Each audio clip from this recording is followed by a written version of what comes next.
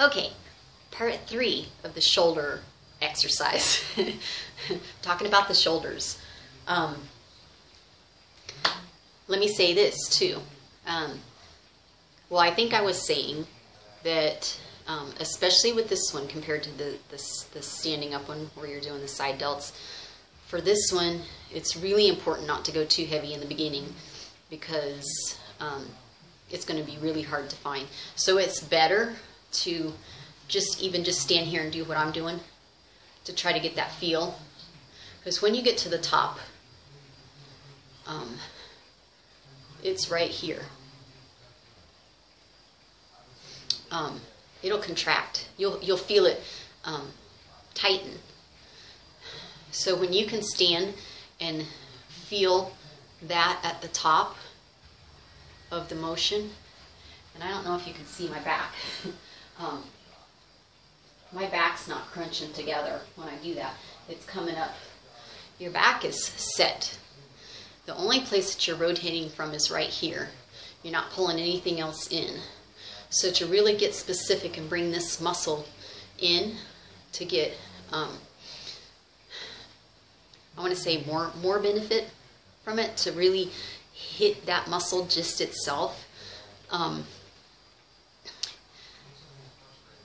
mind just went blank. You have to learn how to feel it. You have to learn what the form is in order to feel it. Once you learn the form and you know what the form feels like, then you can start adding weight and put a little resistance there.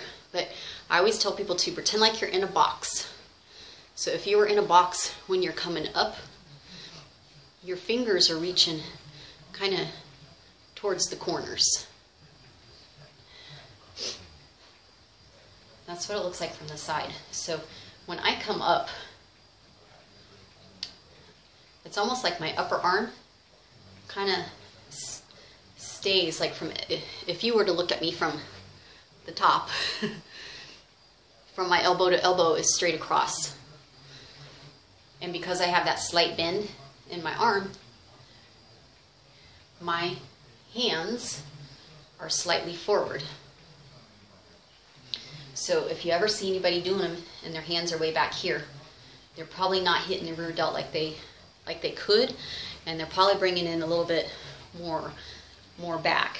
Yeah, you can go heavier when you do them that way because your back is a bigger muscle and it's doing some of the work too. And again, you're still bringing in your rear delt. Good example. It would be kind of like doing chest exercises to hit your shoulders.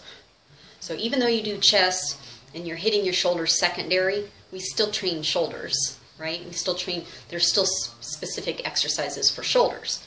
So even if you're doing chest exercises, yeah, you're going to get a lot of front delt doing, chest exercises and stuff, and your shoulders do get tired if you, to a certain degree, if you push your chest hard enough.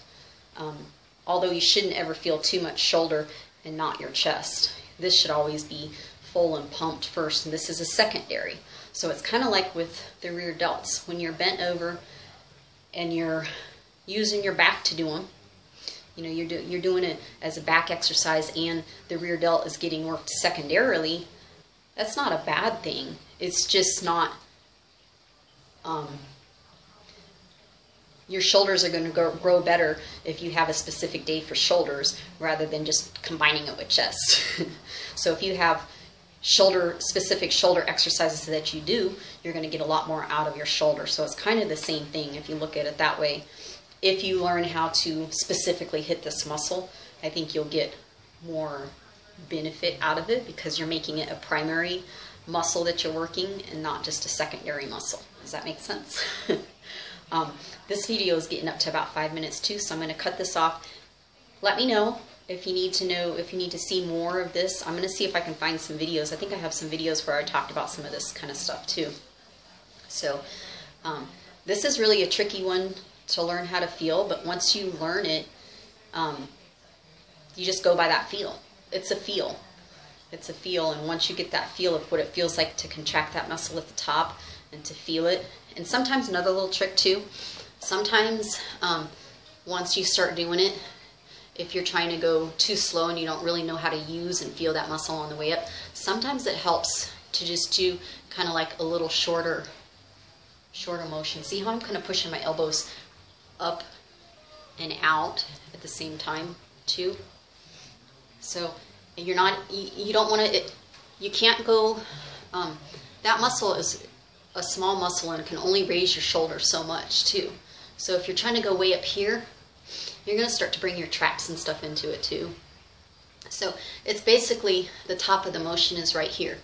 When you're learning and you're adding weights, if you just shorten it and go right here and go a little faster, sometimes you'll get a little bit of a burn there, and that helps you to learn how to feel where it is. So that's a little trick you can try too if you're having a hard time feeling it. Also with the side laterals to the top, if you're having a hard time and this is contracting, if you're feeling your traps, make sure you're not shrugging when you come up. This should all be relaxed. Your neck, your traps should be relaxed. This is the only place that you're moving from. So see how I keep that down? And see how if I'm trying too hard, a lot of times you have to do that because the weight's too heavy or your shoulders are too tired to do it, or you're trying to lift it too high. You can still get your side delts and only lift it to there. You'll get more out of doing this and get more of a burn than you would if you're trying to get really high and you're doing this, because this is going to burn and give out before this does. So that's another little trick too. If you're not feeling shoulders, shorten your motion, stay off the bottom more, but keep this lever like you're supposed to and push from the elbow. Let me know what you guys think, and if you need to see more or more examples, or if you have questions, post below. Bye.